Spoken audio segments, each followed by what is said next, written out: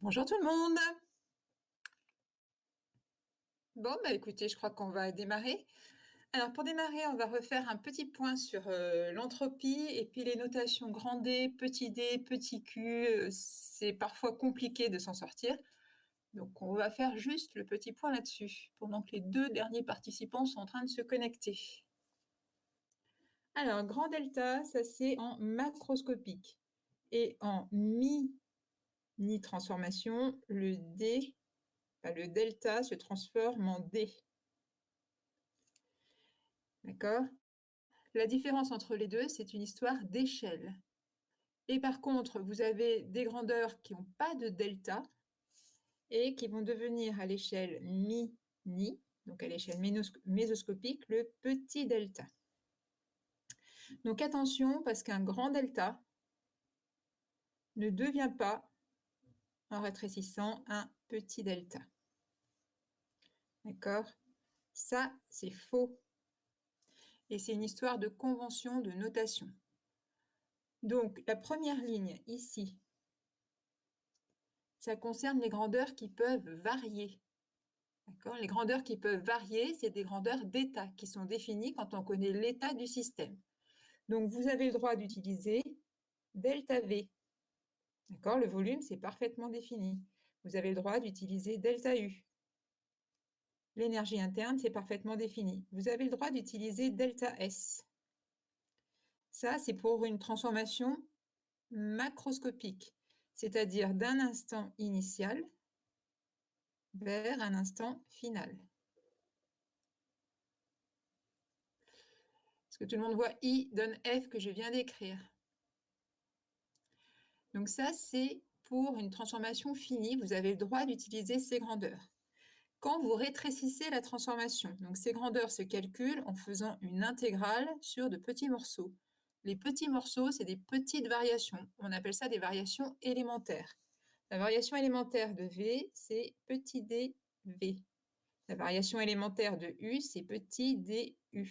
La variation élémentaire de S, c'est petit ds. Et à chaque fois, le grand delta, c'est la somme des petits d entre I et F. C'est général, ça. Donc ça concerne des grandeurs qui ont des variations. Il y a un certain nombre de grandeurs qui n'ont pas de variation. Vous ne pouvez pas dire la variation de travail, ça ne veut rien dire. On peut parler d'une variation d'énergie, mais variation de travail, variation de chaleur, ça ne veut rien dire. Donc ces grandeurs qui n'ont pas de variation, mais qui sont des quantités, à l'échelle macroscopique, elles ont juste un symbole qui est une grande lettre. Donc à l'échelle macroscopique, pour les transferts thermiques, on va avoir Q. Ça, c'est à l'échelle macroscopique. On va avoir pour le travail, donc le travail W. On va avoir au niveau entropie, l'entropie d'échange SE. Alors, je ne mets pas échange en entier. Et l'entropie de création S. Je vais appeler SDR. Donc ça, c'est des termes qui interviennent dans le delta U et le delta S. Par le premier principe, le delta U, c'est grand Q plus W. Par la décomposition de la variation d'entropie, delta S est égal à grand SE plus grand S CR. Ces termes-là que je viens d'écrire, ils n'ont pas de variation. Et à l'échelle mésoscopique, donc à la petite échelle, le grand Q devient un delta Q, le W devient un delta W,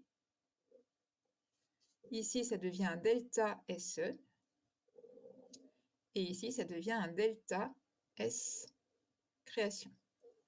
D'accord? Donc tout ce qui est susceptible de varier, on utilise ces symboles-là, c'est-à-dire grand delta quand c'est à l'échelle macroscopique, petit d à petite échelle. Donc le grand delta va avec le petit d, c'est assorti. Et petit d en maths, ça s'appelle également une différentielle.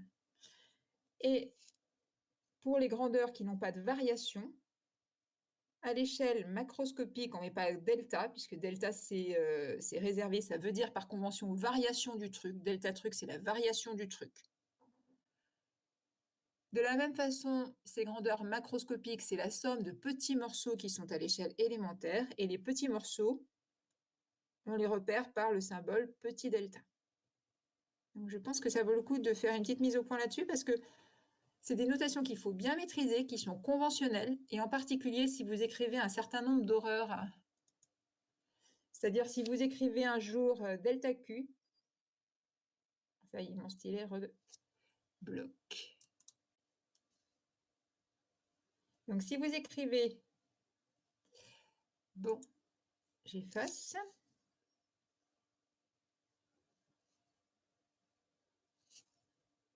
Alors c'est pas moi qui suis en train d'écrire en bleu. Donc si vous écrivez quelque chose comme le delta Q que je viens d'écrire en vert, ça c'est faux. C'est faux, et en termes de points sur une copie, ça vous coûte très cher. Pareil, si vous écrivez ce genre de choses, si vous écrivez delta U, comme ça, avec un petit delta et un grand U, donc ce genre de choses sur une copie, c'est considéré comme une horreur. Ça va vous faire perdre beaucoup de points. OK? Donc on va revenir sur le chapitre d'entropie. Donc le temps que je partage le fichier, hein, ça prend un certain temps en chargeant. Et on va poursuivre sur l'entropie. Donc sur le second principe.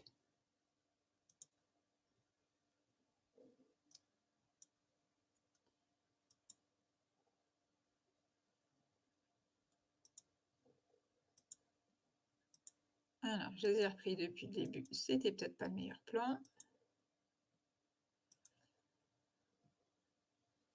Alors, on en était où? Dites, j'ai oublié où on en était. C'était ça, on en était page 5. Hein.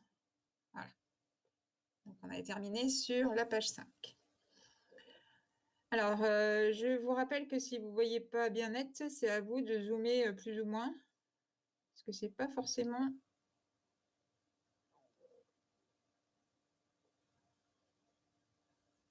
Bon, ça s'affiche bizarrement de mon côté élève. C'est bon, tout le monde y est, on démarre? Top départ. Alors, petit aspect qualitatif de l'entropie. On ne sait toujours pas ce que c'est, hein. J'ai encore rien mis comme valeur numérique derrière. Donc, pour l'instant, on décrit l'entropie par un certain nombre de propriétés. On va voir maintenant la relation entre l'entropie et le désordre. Donc, c'est un aspect microscopique. Donc, l'entropie, ça va mesurer en fait le désordre du système. L'entropie augmente quand le désordre augmente. Le second principe qui dit que les transformations créent de l'entropie, ça indique que dans tout système isolé, et donc en particulier dans l'univers, le désordre ne fait qu'augmenter. Donc on avait énoncé la remarque philosophique hier, l'entropie universelle augmente. Ça, c'est l'autre façon d'énoncer le deuxième principe. Vous pouvez traduire que le désordre de l'univers ne fait qu'augmenter. Alors à noter, si votre système n'est pas isolé, à ce moment-là, l'ordre d'un système peut augmenter. Mais ce n'est pas une évolution spontanée. Pour faire augmenter l'ordre dans un système, il faut lui apporter de l'énergie qu'on va piocher ailleurs dans l'univers. Vous aviez en tête sur la première diapo un Rubik's Cube. Si vous avez un Rubik's Cube désordonné ou un puzzle dans une boîte tout désordonné, vous pouvez envisager de l'amener à un état ordonné. En d'autres termes, vous faites le puzzle. Dans ce cas-là, le système puzzle aura perdu de l'entropie, puisqu'il sera passé d'un état désordonné à un état ordonné. Par contre, vous aurez dépensé de l'énergie pour faire votre puzzle. Et globalement, si on fait le bilan entre l'entropie, enfin la variation d'entropie du puzzle plus la vôtre, l'entropie globale aura augmenté. Donc l'entropie du puzzle aura diminué, mais ça n'empêche pas l'entropie de l'univers d'augmenter à chaque manipulation. Ça va, ça? Donc, c'est quelque chose qui est associé à des histoires de probabilité. Donc, on ne va pas rentrer très en détail là-dessus, mais il y a une approche dite probabiliste de l'entropie. Si vous imaginez que vous secouez un puzzle, une boîte de puzzle, la probabilité de tomber par hasard sur le puzzle tout fait paraît quand même très, très faible. Donc, pareil avec le Rubik's Cube, c'est un peu plus facile. Si vous faites des mouvements au hasard avec un Rubik's Cube, donc côté aléatoire, donc vous avez des états aléatoires du cube, la probabilité d'avoir le cube tout bien fait avec toutes les faces bien de la bonne couleur, elle n'est pas nulle, mais elle est très très faible et ça correspond à la probabilité d'un état ordonné. Tout le monde sait ce qu'est un Rubik's Cube? Est-ce qu'il y en a qui ne savent pas ce qu'est un Rubik's Cube? Vous pouvez me faire un petit signe si vous n'avez jamais entendu parler de ce truc. Non, tout le monde sait. On en arrive au troisième principe. Ça va être rapide, le troisième principe. Ça s'appelle aussi le principe de Nernst. Comme on a vu que l'entropie, ça a augmenté avec le désordre, la valeur minimale de l'entropie, ça correspond à un ordre absolu. Qu'est-ce qu'un ordre absolu? Déjà, il faut qu'il n'y ait pas d'agitation thermique, puisque l'ordre va diminuer si la température diminue, l'agitation des molécules est plus faible.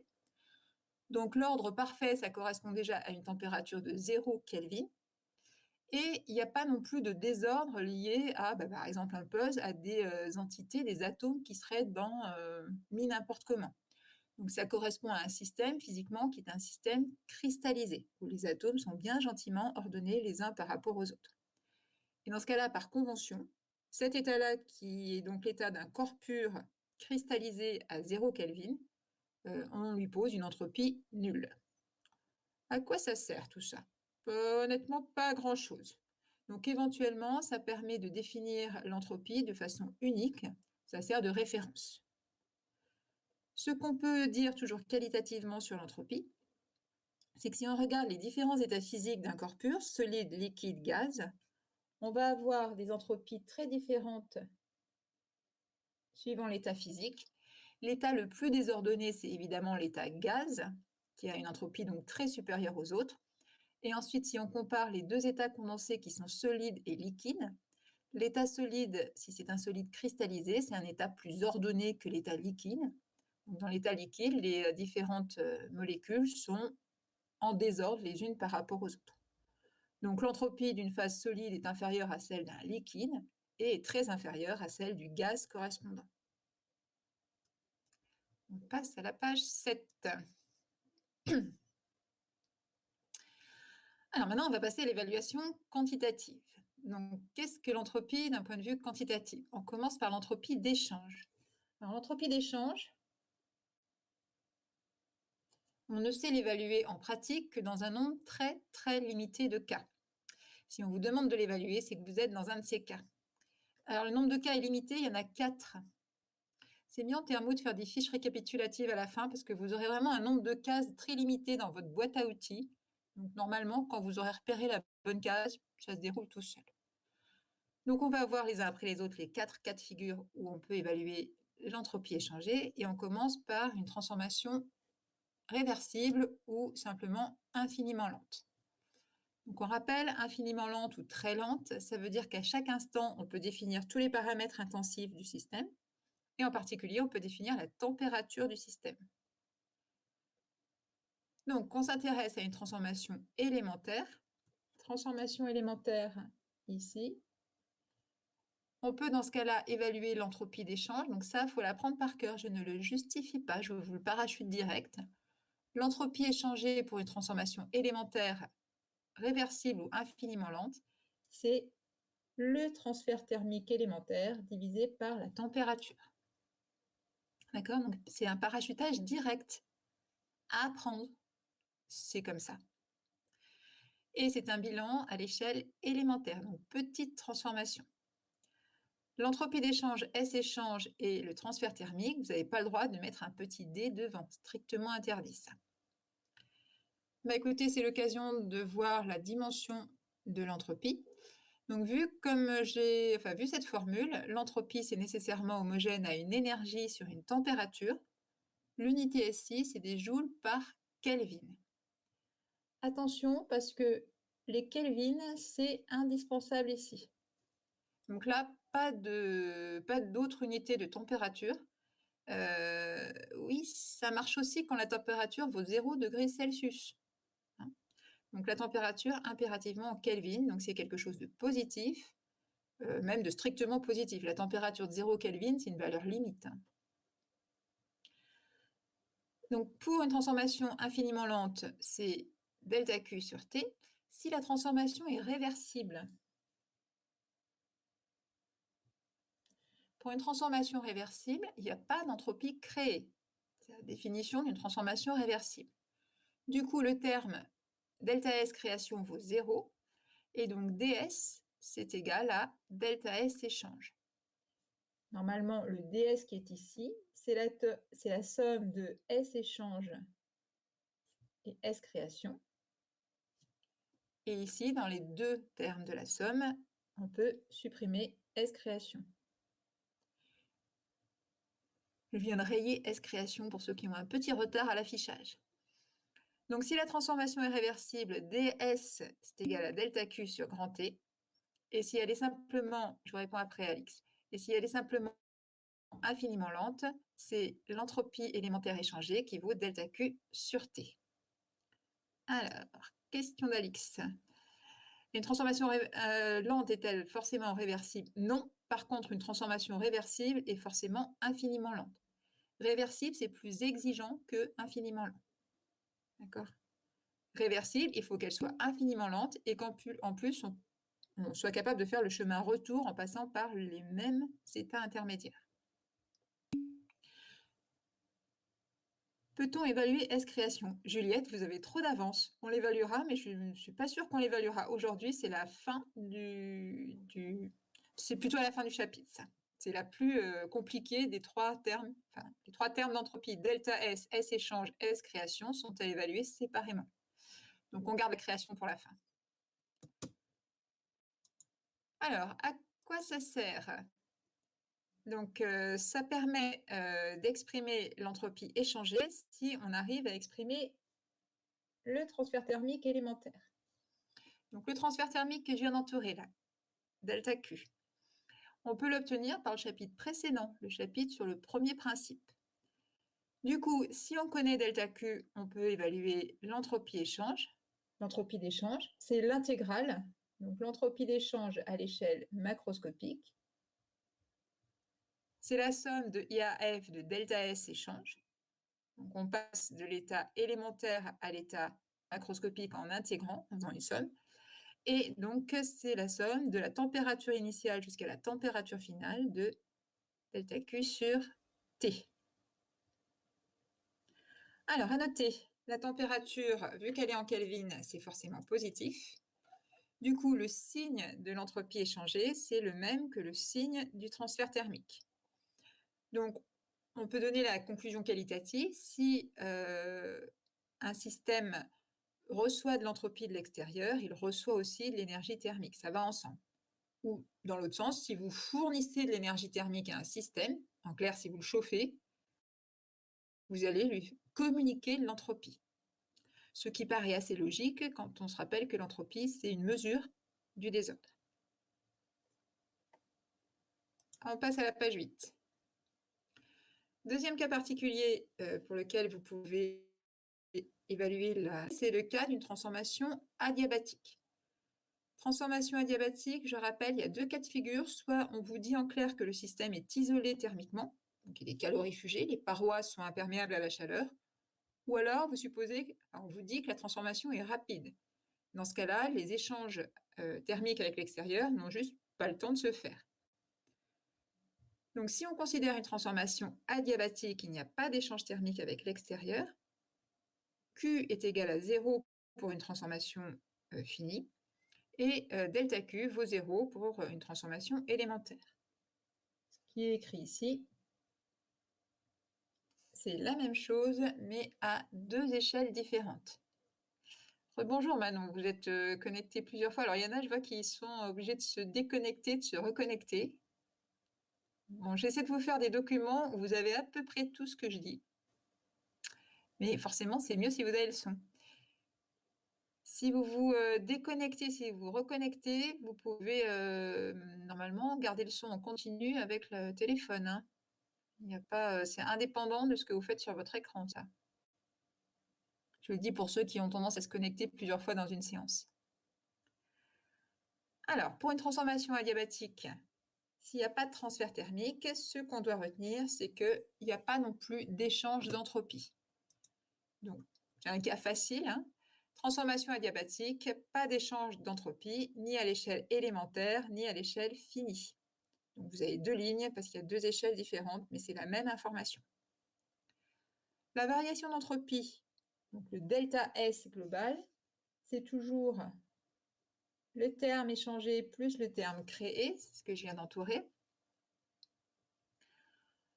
Donc, sur ces deux termes, si l'entropie échangée vaut 0, ça veut dire que delta S est égal à S création. Dans ce cas, comme S création est supérieur ou égal à 0 par le deuxième principe, dans le cas d'une transformation adiabatique, delta S est forcément supérieur ou égal à 0. Avec deux cas, c'est égal à 0 si la transformation est réversible, et c'est strictement supérieur à 0 si la transformation est irréversible. Du coup, si la transformation elle est adiabatique et si en plus elle est réversible, on obtient delta S égale 0. Et l'entropie, si delta S vaut 0, ça veut dire que l'entropie ne varie pas. L'entropie est donc une constante. Et petit point vocabulaire, si l'entropie est constante, on parle de transformation isentropique. Donc, isentropique, ça veut dire à entropie constante. Et vous pouvez retenir ce qui est dans le cadre. Adiabatique plus réversible, c'est synonyme d'isentropique. Donc, pas de variation d'entropie si la transformation est à la fois adiabatique et réversible. Alors, je vous ai mis une petite mise en garde ici. Parfois, certains généralisent abusivement en supposant que, en énonçant que delta S est positif. Je le rappelle, j'ai déjà fait, mais delta S peut avoir n'importe quel signe positif ou négatif. Le cas adiabatique, donc le cas du petit b, c'est une transformation particulière. Donc, dans le cas d'une transformation adiabatique, delta S est supérieur à 0. Dans un cas quelconque, ça dépend. On passe à la page 9. Troisième cas de figure, vous allez pouvoir évaluer l'entropie échangée. C'est le cas d'une transformation soit monotherme, soit isotherme. Ici. Alors, on rappelle ce que veut dire monotherme. Monotherme, ça veut dire que la température extérieure est une constante et ça concerne les systèmes qui sont en contact avec une source de chaleur. Source de chaleur, c'est ce qui est à l'extérieur du système, qui doit avoir de grandes dimensions et qui est donc à température constante. Ça, c'est pour une transformation monotherme. Pour une transformation isotherme, on a en plus une température qui est constante dans le système. Alors, avant de s'intéresser au système, on va s'intéresser d'abord à la source, donc un élément qui est extérieur au système. La source, si je considère la source, elle reçoit aussi une entropie d'échange qui est l'opposé de l'entropie échangée pour le système. Donc attention au signe moins qui est ici. L'entropie d'échange, c'est forcément dans le sens extérieur vers le système. Alors, petite question d'Excel. La différence... C'est plutôt je ne comprends pas, oui. Je ne comprends pas la différence entre isotherme et adiabatique. Ça n'a rien à voir. C'est pas parce qu'une non seulement ça n'a rien à voir, mais les transformations, elles sont soit l'une, soit l'autre. Elles ne sont jamais les deux en même temps. Donc isotherme, ça veut dire température constante. Adiabatique, ça veut dire Q égale 0, donc pas de transfert thermique. En revanche, on peut avoir une évolution de température dans le système. Okay. Exemple, Axel, si vous mélangez dans un bol calorifugé de l'eau chaude plus de l'eau froide, la température va évoluer. La température de l'eau chaude va diminuer, la température de l'eau froide va augmenter. Par contre, si je considère le système global, donc réunion des deux morceaux, je peux l'isoler et dans ce cas-là, la transformation est adiabatique. Mais il n'y a pas de transfert thermique avec l'extérieur. Par contre, la température évolue. Okay. Autre exemple, si vous laissez traîner votre tasse de café sur la table de la cuisine, donc toujours les exemples culinaires, la tasse de café va avoir une température qui évolue et à l'état final, la température de la tasse de café sera la température de la cuisine. Donc on va avoir une transformation qui est monotherme cette fois et qui ne va pas être adiabatique puisque l'évolution de température est due à l'échange thermique avec la cuisine. La tasse de café va donner de l'énergie thermique à la cuisine. Ça va mieux comme ça ? Rassurez-vous, la confusion entre adiabatique et isotherme, c'est une confusion très, très, très fréquente, mais que vous devez plus faire. Donc, il y a un moment dans la vie, il faut arrêter de confondre les deux termes. Ce moment n'est peut-être pas arrivé pour tous, mais il va falloir qu'il arrive. Donc, je reprends. On s'intéresse à une transformation monotherme et je m'intéresse d'abord à la source. Donc, pour le système reçoit l'entropie S-échange. Par contre, la source, elle reçoit l'entropie moins S-échange. D'accord ? Ça vient de la convention S-échange, c'est de la source vers le système. Donc, si je m'intéresse à la source, il faut que je mette un signe moins devant. La source, je vous rappelle les définitions de la source de chaleur. Donc, on l'avait donné au précédent chapitre. C'est un gros truc qui est extérieur au système, qui peut échanger de l'énergie thermique, mais les transformations que la source subit, c'est une des transformations réversibles. Donc ça fait partie du modèle de la source de chaleur. On considère que ça reste à une température constante et que pour la source, les transformations sont réversibles. Du coup, on peut appliquer les résultats qu'on avait établis au petit a à la source. Donc petit a, la source, elle subit une transformation réversible. Du coup, le ds de la source que vous avez ici. Donc au niveau notation, si vous mettez ds tout court, c'est ds du système. Donc j'ai bien indiqué source en indice pour dire que je m'intéresse à la source. Donc comme la source a subi des transformations réversibles, le ds de la source est égal à delta S d'échange de la source, c'est-à-dire moins delta S d'échange, puisque S échange, ça va de la source vers le système. Et je peux remplacer par delta Q sur T extérieur.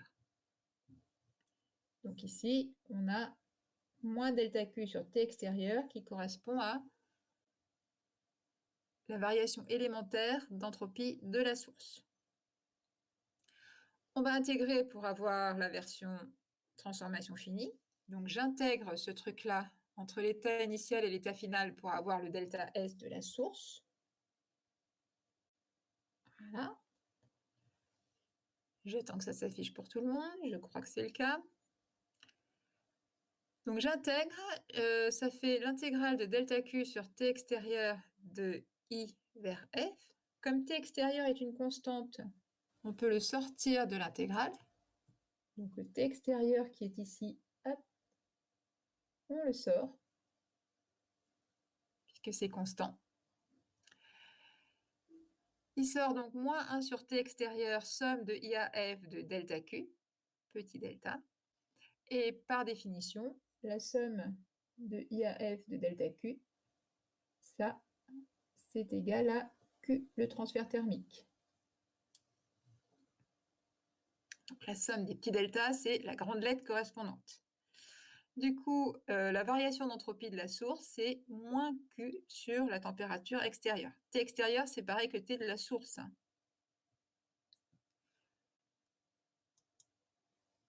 Comme delta S de la source, c'est égal à moins l'entropie d'échange. On va peut-être le rajouter ici.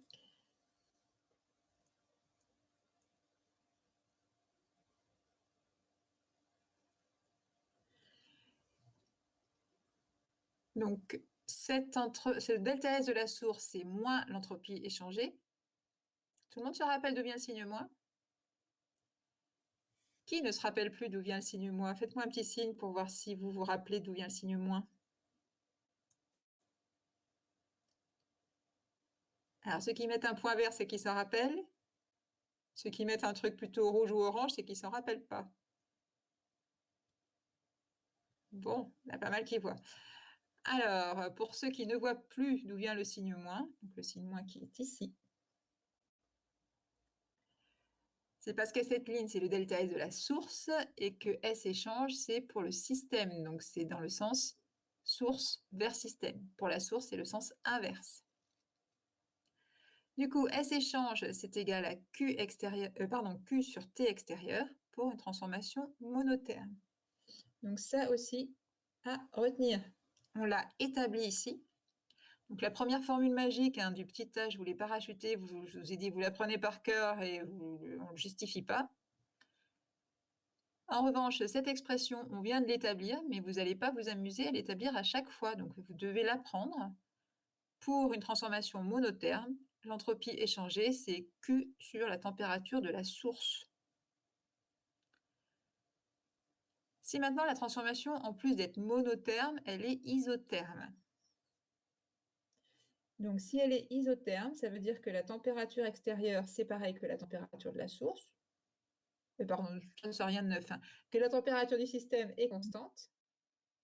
Et donc on va avoir juste à remplacer T extérieur par T tout court.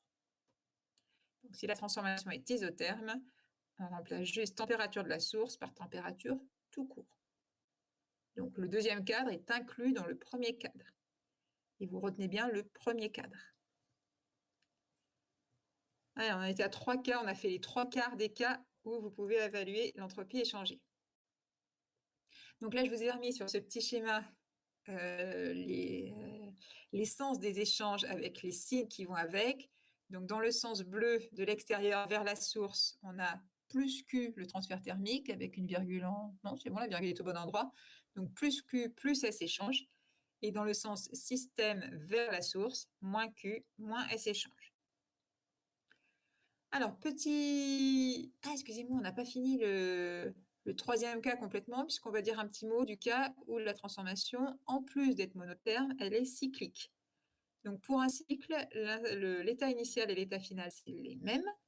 Donc, n'importe quel point peut servir de point de départ. Voilà.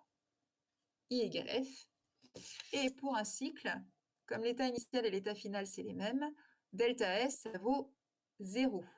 Delta S, c'est S final moins S initial. Donc pour un cycle, la variation d'entropie vaut 0. Du coup, dans ce cas de figure, on remplace S échange ici par ce qu'on vient d'établir, c'est-à-dire Q sur T extérieur. Et par le second principe, on sait que l'entropie de création est supérieure ou égale à 0. Du coup, pour que la somme fasse 0, si l'entropie créée est positive, je reprends. Pour que la somme fasse 0, si l'entropie créée est positive, ça veut dire que Q sur T extérieur est forcément négatif ou nul. Donc à retenir, mais ça on aura l'occasion d'en reparler au chapitre suivant. Pour un cycle monotherme, Q sur T extérieur est inférieur ou égal à 0. Avec toujours derrière deux sous-cas, c'est strictement négatif si le cycle est irréversible, et c'est égal à 0 si le cycle est réversible. À chaque fois, dans les inégalités sur le deuxième principe, il y a égal 0 ou strictement inférieur ou supérieur. Alors, pour un cycle avec le premier principe, cette fois, on va avoir la somme W plus Q est égale à 0. J'en suis là. Donc ça, on l'avait déjà dit dans le chapitre précédent, mais bon, on le reprend ici. Donc pour un cycle W plus Q, ça vaut 0, c'est-à-dire que W est égal à moins Q, les deux termes sont de signes opposés. Si Q est inférieur à 0, alors W est positif. Donc, conséquence de l'inégalité précédente, si vous avez un cycle monotherme, pour un cycle monotherme, Q sur T extérieur est inférieur à 0, donc Q est négatif. Q est négatif parce que la température est positive, hein, c'est toujours une température en Kelvin. Donc pour un cycle monotherme, le transfert thermique est négatif, pour respecter l'inégalité qui est ici. Voilà. Donc pour ce cycle, Q est négatif, ça veut dire que W doit être forcément positif. Alors, quelqu'un a demandé la parole, mais je n'ai pas eu le temps de voir qui. Et quelqu'un a dû arrêter de demander la parole. Bon, bah donc, j'ai rien raté. Du coup, pour un cycle monotherme, il va forcément fournir de l'énergie thermique et recevoir du travail. Donc, c'est forcément un récepteur. Il peut fournir de l'énergie thermique et recevoir du travail. À quoi il peut servir? À chauffer. Donc, ça va être un élément de chauffage. Tout va bien? Personne pleure? Non? Allez, on passe à la page 11. Donc, on arrive à la quatrième des 4 transformations sur lesquelles vous pouvez faire un calcul de l'entropie échangée. Donc, c'est le cas du changement d'état pour un corps pur. Donc, on rappelle, les changements d'état, ça s'accompagne d'un important transfert d'énergie thermique. Il faut beaucoup d'énergie pour changer l'état d'un corps, ou alors ça libère beaucoup d'énergie, suivant le sens de la transformation. Donc, en général, dans ce cas-là, ce qui est donné, c'est les chaleurs latentes. Donc, chaleur latente, je rappelle, c'est l'ancien nom qui est encore pas mal utilisé. Et le terme actuel que vous devez utiliser, c'est enthalpie de changement d'état. Vous avez ces chaleurs latentes ou ces enthalpies de changement d'état, soit en version massique, par unité de masse, soit en version molaire, par quantité de matière. Pour un changement d'état, la transformation est en général à une pression fixée, par exemple la pression atmosphérique. Et si la pression est fixée, dans ce cas-là, la température est fixée par le changement d'état.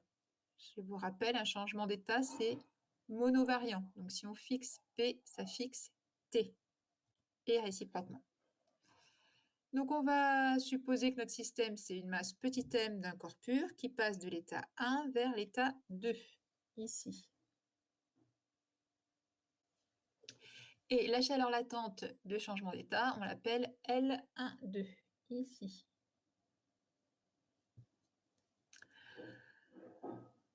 On va appliquer le paragraphe C précédent. Donc, le paragraphe C précédent, ça concernait une transformation isotherme. Donc là, la température est bien constante, c'est la température du changement d'état. Dans ce cas-là, pour une transformation isotherme, l'entropie échangée, c'est Q sur T. Ça, c'est pas le paragraphe précédent. Et on a vu que pour un changement d'état, le transfert thermique, c'est la masse fois la chaleur latente massique. Donc, on remplace Q par M fois L12. Ici.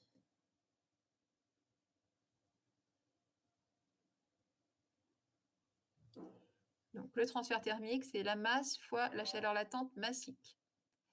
Attention, parce que certains énoncés vont vous donner la chaleur latente molaire. Et dans ce cas-là, il faudra écrire plutôt le nombre de moles fois la chaleur latente molaire. Tout le monde se rappelle comment on reconnaît qu'une chaleur latente est massique ou molaire? S'il y en a qui ne se rappellent plus, faites-moi un petit signe. Par les unités, bravo. Donc, vous regardez les unités, si ça finit par mol moins 1, c'est molaire. Si ça finit par gramme moins 1 ou kilogramme moins 1, c'est massique. Les énoncés vous donnent l'une ou l'autre. Donc, ce sera à vous de les reconnaître. Donc, attention au niveau des sens des échanges thermiques maintenant. Donc, on n'a pour l'instant pas précisé les états. 1, c'est l'état de départ. 2, c'est l'état d'arrivée. Les chaleurs latentes sont toujours données dans les sens vaporisation, fusion ou sublimation, c'est-à-dire dans les sens où il faut effectivement fournir d'énergie pour faire le changement d'état. Si vous avez un changement d'état en sens inverse, dans ce cas-là, il faut faire quoi? Allez, question à rien du tout. Qui me répond? On fait quoi si c'est changement d'état en sens inverse? Absence totale de réponse. Si personne ne se réveille, je sonne la cloche. Bon, donc je donne la réponse. On change. Oui, merci Alix. On met un moins. Donc attention au sens, parce qu'il faut... les erreurs de signe, c'est quand même très fréquent en thermo, donc faites toujours bien attention au sens effectif des transformations. Petit exemple pour fixer les idées. Donc vous avez ça là-dessous. On considère un système avec une masse d'eau de 200 grammes qui va passer de l'état solide à l'état liquide. On va se placer dans les conditions standard, donc l'ensemble se fait sous une pression de 1 bar, pression atmosphérique, et la température, à ce moment-là, c'est la température de fusion de l'eau, soit 0 degré Celsius. C'est pas un scoop tout ça. Donc ici, la chaleur latente de changement d'état qui nous intéresse, c'est la chaleur latente de fusion, et numériquement, vous avez la valeur ici, c'est 334 kJ par kilogramme. On peut donc évaluer pour cette transformation l'entropie échangée. C'est le transfert thermique sur la température. Le transfert thermique, c'est plus, puisqu'on est bien dans le sens fusion, donc c'est plus M fois L fusion. Et la température, c'est la température du changement d'état. Attention, en Kelvin. Donc, c'est bien 273 ici. Hop. Le stylet a cafouillé. Excusez-moi, je recommence. Voilà. Je vous fais cadeau du virgule 15. Donc, ça permet d'avoir une valeur numérique. Ici, on a une entropie d'échange qui vaut plus 245 joules par Kelvin. Si vous considérez le même changement d'état en sens inverse, donc vous faites geler 200 grammes d'eau de l'état liquide à l'état solide avec une température constante, à ce moment-là, ce sera moins 245 joules par Kelvin, puisque dans ce cas-là, le L ici aura un signe moins. Donc dans les tables, vous avez uniquement une tabulation sur les valeurs positives. Eh bien écoutez, si ça va toujours, on passe à la page 12. Hop. Donc à ce stade, à l'issue de ce paragraphe, vous avez certains moyens pour évaluer l'entropie d'échange. Certains moyens, c'est-à-dire que vous avez les moyens dans 4 cas particuliers. Et dans ces cas particuliers, il y a des sous-cas, c'est-à-dire que le cas monotherme a le sous-cas isotherme. Pareil, le cas adiabatique avait un sous-cas qui était adiabatique plus réversible. Alors maintenant qu'on sait évaluer l'entropie échangée, on va voir comment évaluer la variation d'entropie. Attention au vocabulaire, parce que quand vous parlez, quand on écrit delta S, on doit énoncer variation d'entropie. C'est ça. D'accord? Delta truc, c'est la variation du truc. Donc on se place toujours dans un système fermé, une seule phase et pas de réaction chimique. On va commencer par une transformation élémentaire et réversible. Donc on se place dans un cas très particulier. On considère une transformation réversible à l'échelle mésoscopique. Dans ce cas-là, par le premier principe, on va pouvoir exprimer la variation élémentaire d'énergie interne, qui est là. Voilà. Donc du, c'est égal à delta W plus delta Q. Premier outil. Pour une transformation élémentaire, on a vu que delta W, le travail élémentaire, ici, hop. Delta W, c'est moins la pression extérieure fois dV. Donc ça, c'est le cas général. Et maintenant, je l'applique le cas particulier, enfin, je l'applique au cas particulier réversible qu'on a ici. La pression extérieure, ici, c'est la pression du système tout court. Donc, quand P est réversible, quand la transformation est réversible, delta W, c'est égal à moins P fois dV.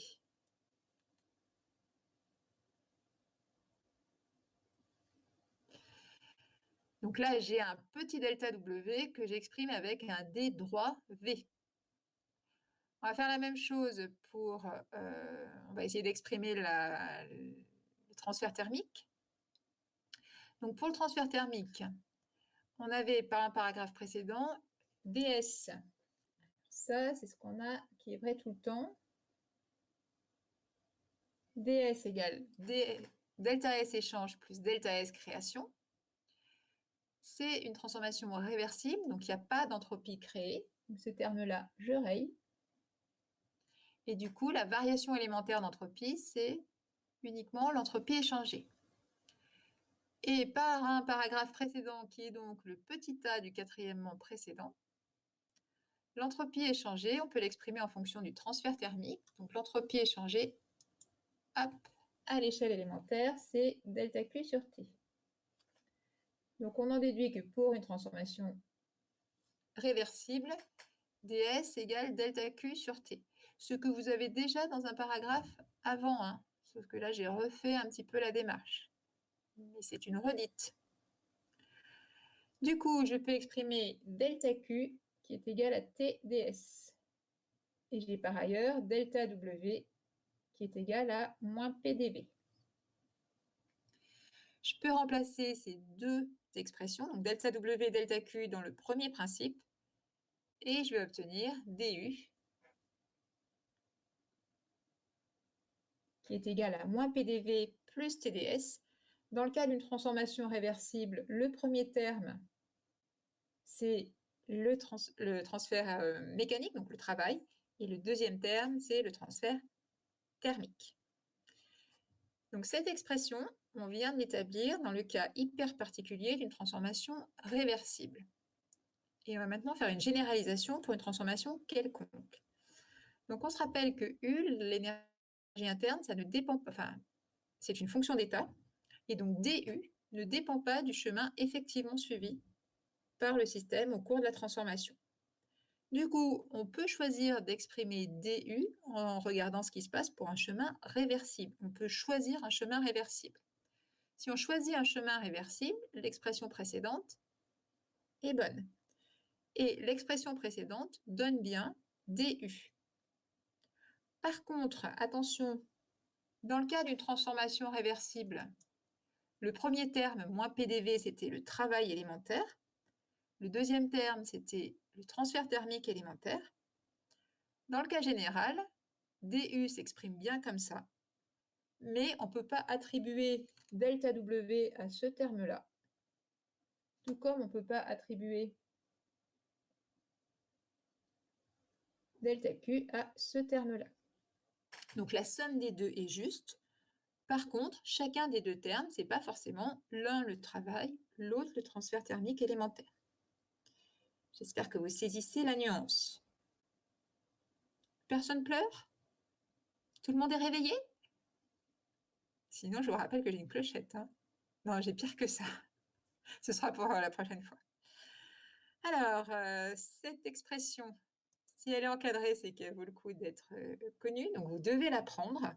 Donc là encore, on l'a établie assez facilement dans le cas d'une transformation réversible, puis on a généralisé. Donc, on l'a démontré. Par contre, il faut la connaître par cœur. Hein. Si vous attendez de leur démontrer à chaque fois, ça va vous prendre trop de temps. Donc, à connaître et à apprendre sous cette forme. Attention aussi, il y a un moins PDV et un plus TDS.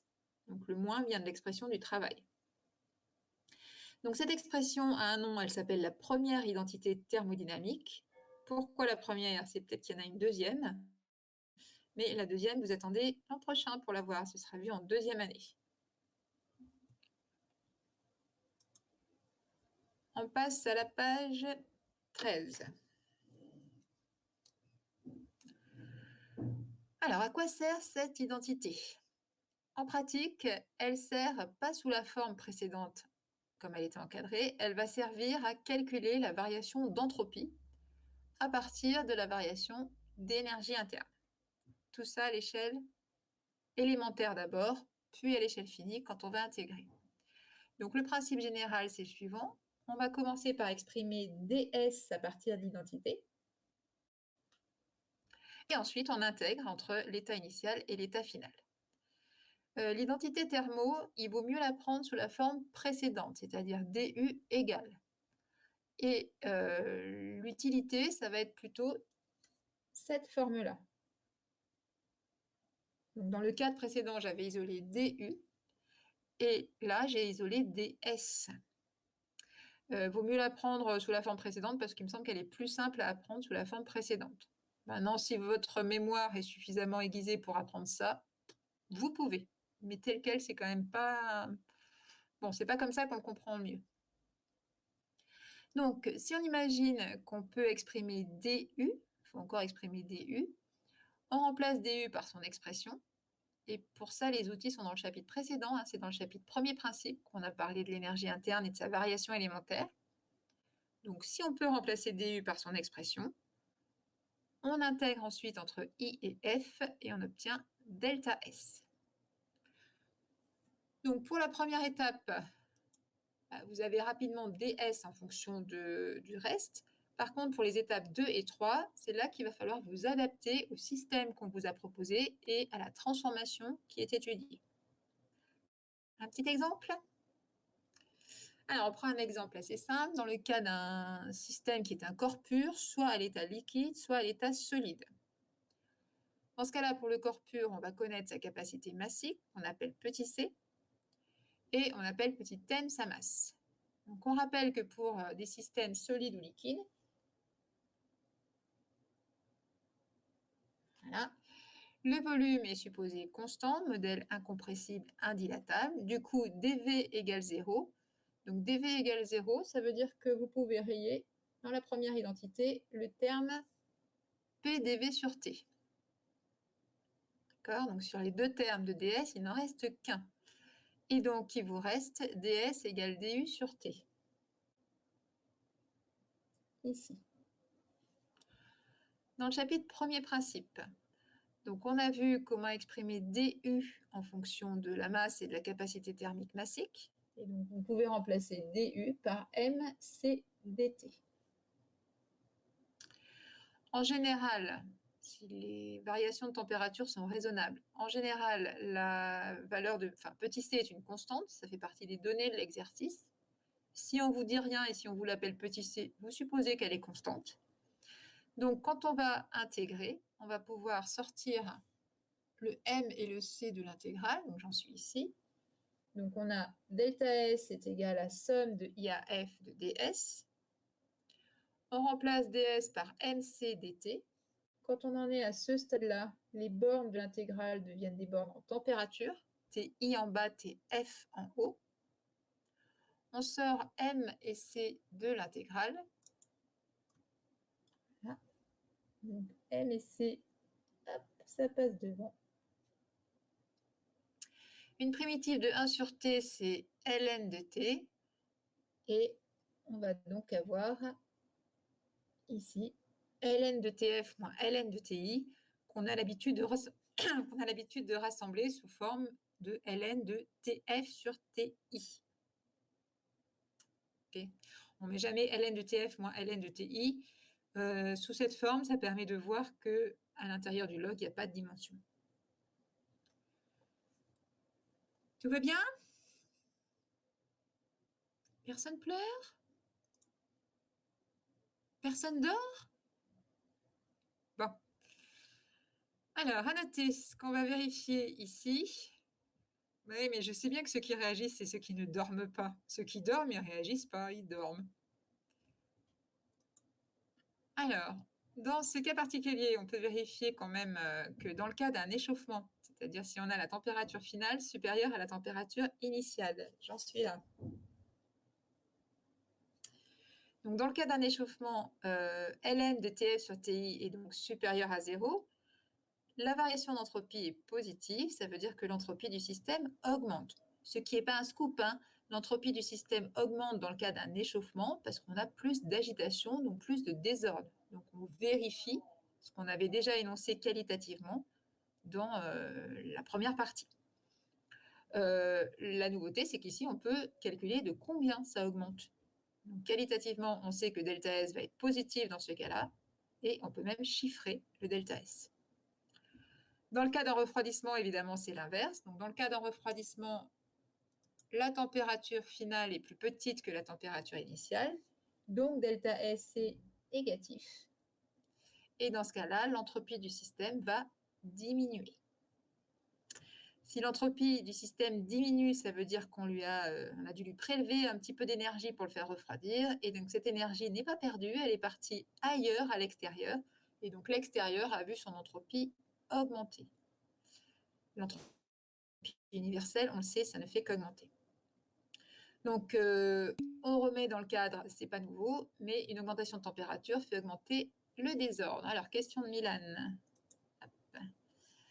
Pour DU, c'est quelle formule qu'il faut utiliser? C'est la formule qu'on a vue dans le chapitre précédent. DU est égal à M fois C fois DT pour un corps pur. C'est cette formule-là. Voilà. La capacité thermique, c'est l'énergie qu'il faut fournir à un corps pour augmenter sa température de 1 degré à volume constant pour une unité de masse. Et oui, pour suivre ce cours-là, il faut déjà avoir assimilé le précédent. Donc lundi, tant que j'y suis, on va faire la feuille d'exercice que je vous ai distribuée sur le premier principe. Donc lundi, vous voyez ça.